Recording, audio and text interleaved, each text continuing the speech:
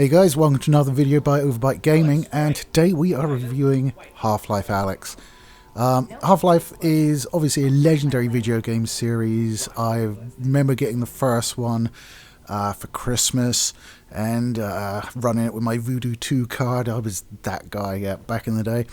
And of course I got the Opposing Force. I'd never got Blue Shift though. Blue Shift was one I missed out on. I should really see if I can get that somewhere.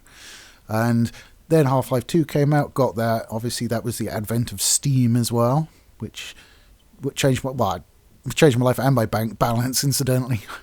But now they've released, after episodes 1 and 2, and Black Mesa's come out relatively recently as well, so we're a bit on a Half-Life roll, but Valve have finally made another game, and people are hailing this as VR's killer app. I have some reservations with that. Because while it is a fantastic game, and obviously the fact it's coming from Valve, they're a studio that releases few and far between games, even more so when it comes to Half-Life, which is their sort of like prime property, if you like. But because they also make really good games as well, it's sort of like brought the focus back to VR. I think VR itself has been maturing quite nicely. I mean, we've had some excellent games released on it, such as Vader Immortal and the Walking Dead one that I can never remember the name of, Saints, Sinners, Saints, one of those two. But those are both really good and really suited to the platform. But because we've got a AAA studio that doesn't release many games and always is successful in the games it releasing it has brought massive focus back to it. So I don't know whether it's a killer app, but it certainly has done a world of good for VR in general. Now, I recorded the footage on, I've got an Oculus Rift, and record the footage using the spectator mode. So it basically brings up a window on your desktop. So I just captured the desktop and then masked it down. I apparently look at the floor quite a lot while I'm playing, which is why a lot of the time I'm sort of looking at the top of my eyes while I'm aiming and stuff, so it sort of disappears off the top of the screen because obviously you're not getting the field of view I would in the goggles. So sorry about that. I'll try and keep that in mind if I ever do any more VR reviews. But let's get to the game. So this is set between I think it's Half-Life 1 and Half-Life 2, and you play Alyx Vance, who turned up in Half-Life 2. I think she's like 19 in here, something like that. Her age doesn't really bear any relation because I'm playing her, so I'm not trying to seduce her or anything like that, which, you know, I would probably try if not. But yeah, first-person shooter-esque controls. I've got it on continuous, but you don't have to do it continuous, so you can teleport or snap turn, stuff like that, if the continual motion does make you feel sick. Because it can be a little bit disorientating when you're turning one way and you're moving your head the other way, and it's a little bit, it's like the zoom pan that they do to sort of in horror movies. It sort of gives you that sort of effect to some degree. It's a bit off-putting, but you get used to it pretty quick, and I don't have an especially big problem with it. And I find snap turning and teleporting breaks the immersion, so I prefer not to do that. The game in of itself is really well crafted, and it takes a lot of stuff I've seen in other VR titles and blends it all together really well. You get these gauntlets called Russells, where you can pick up stuff just by putting it, locking on, and sort of giving it a jerk, and it flies towards you and you catch it. That is brilliant because I play seated. I prefer to play VR seated because that means I don't have to rearrange the entire room to give me some space, which is perfect. And because I'm seated sometimes, like if there's something on the floor, it's a problem for me to get to because I'm going down sort of in front of the cabinet and it loses track of where I am. So like actually getting down to floor level with my touch controllers is a bit of a chore, but with the Russells I can just point, flick it up, and it just comes to my hand. So that is an ingenious way of getting around that. I love it. The gunplay is satisfying. All the guns are really well done. The pistol, you've got a sensor on the side which shows you all the rounds in it and where there's one in the breech, which is a nice touch. So you've got one in the breech, you can just take the magazine out and put another one in and you've not lost any ammo, so it's wonderful. You're fighting all the same things that you would expect in a Half-Life game, so Combine, Barnacles, head crab zombies, head crabs.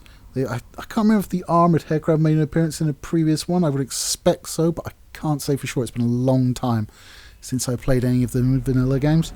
But they're here. They've basically got a glowing sort of red spot on there underneath, so you have to wait for them to rear up or jump at you so you can shoot it.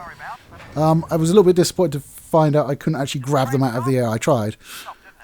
When they leap at you, I tried grabbing them. I thought I'd just dispose of them, hold it in one hand and shoot with the other. But no, that would be a bit overpowered. You can play with them after you've killed them though, so there's that. You do find a lot of dead bodies around, which you can also play with. I am guilty of doing that far too much. Far too much. All of the weapons are upgradable. You pick up resin, and you pick them up in little chunks, and it sort of comes in blocks of, I think, 5. They join up, and then you just sort of slot them in an upgrade machine and put your weapon in and pick which one you want. The upgrades are all useful. There are some that I'm not keen on, like there's a burst fire one for the pistol.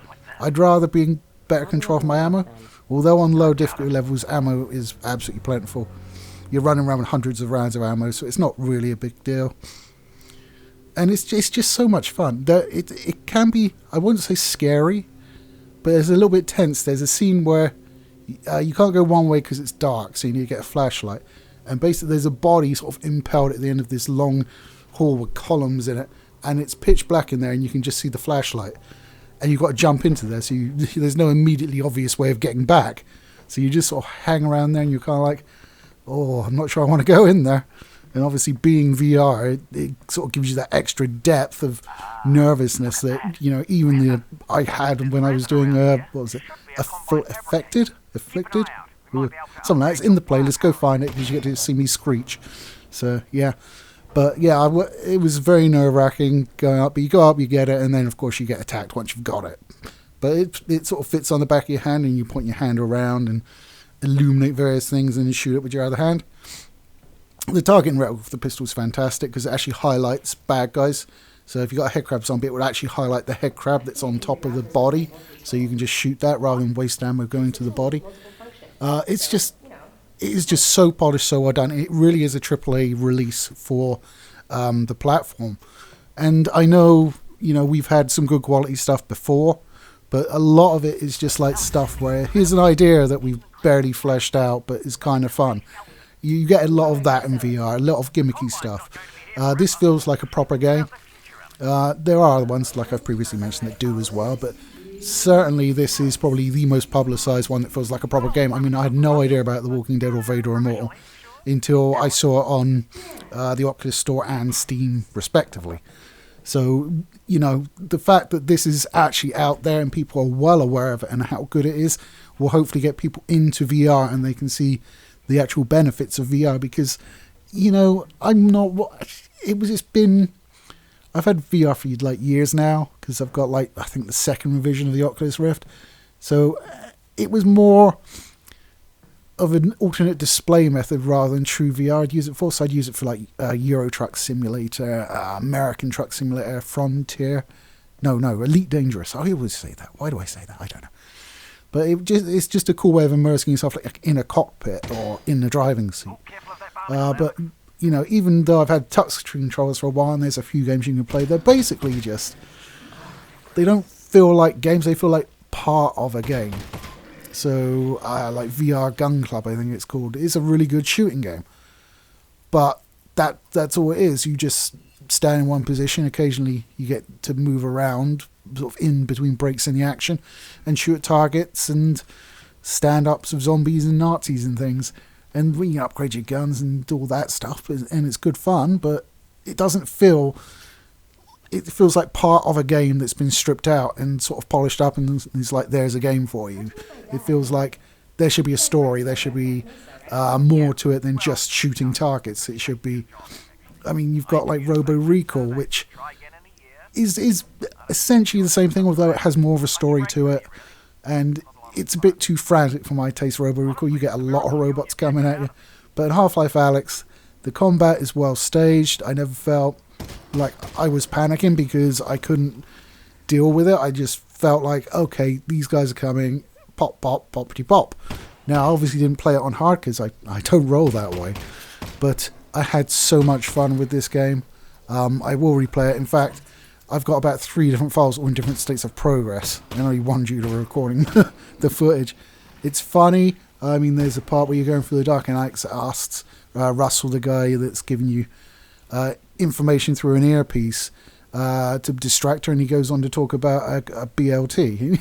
She's like, whoa, you have 2 pieces of bread? That's a lot of food. So it's got a good sense of humour. It's fun to play. I've spent probably too much time playing it, to be fair. I've also sort of replayed sections I really like. I will say that you do get bored of, like, there's sort of indoor sections all covered in goo. You get a lot of those, and it gets a bit boring. You sort of reach outside and you're like, oh, look, sky, this is great. I'd much rather be out here. And then you see another door and you're just like, that's going to be straight back into the same place. You do fight Combine as well, who obviously shoot back at you.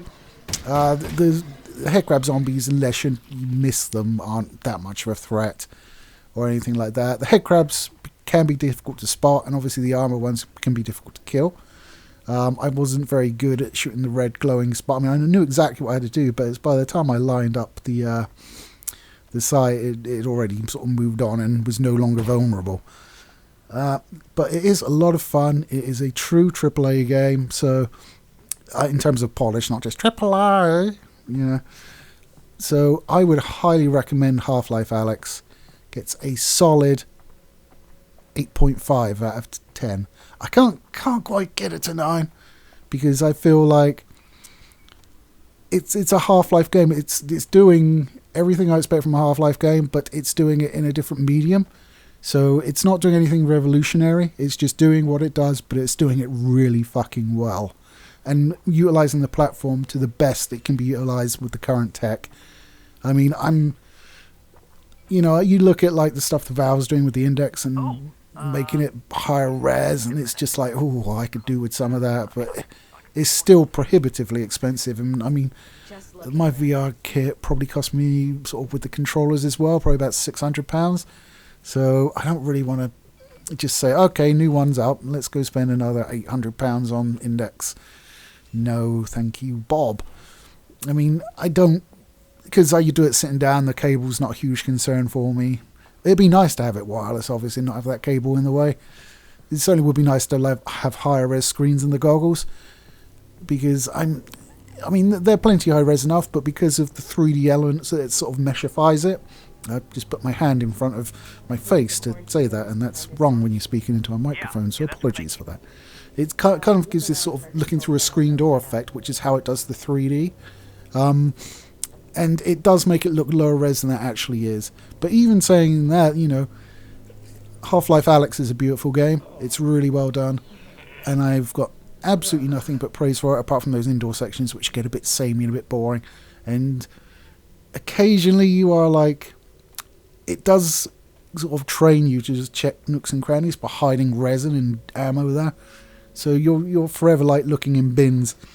Every dumpster I look in, though, is pretty much spotless. It's the cleanest dumpsters I've ever seen in my life. Which is a bit strange for a post-apocalyptic world, but yeah, whatever. Anyway, guys, that's my review of Half-Life Alyx. Have you got it? What did you think about it? Please let me know in the comments down below. And if you'd like to see more VR content on the channel, let me know. I've got a few bangers, and I'm starting to learn how to record on the damn thing finally.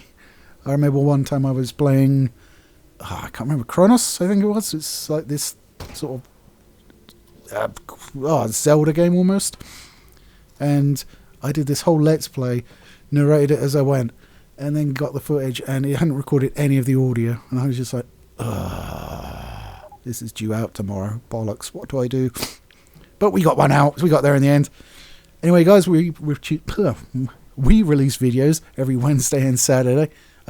Snare is, I think, I'm going to try and work out because I'm like picking up Saturdays for a couple of weeks as well. Yeah, Snare will be with you on Wednesday, so we'll see what good stuff he's got for you then.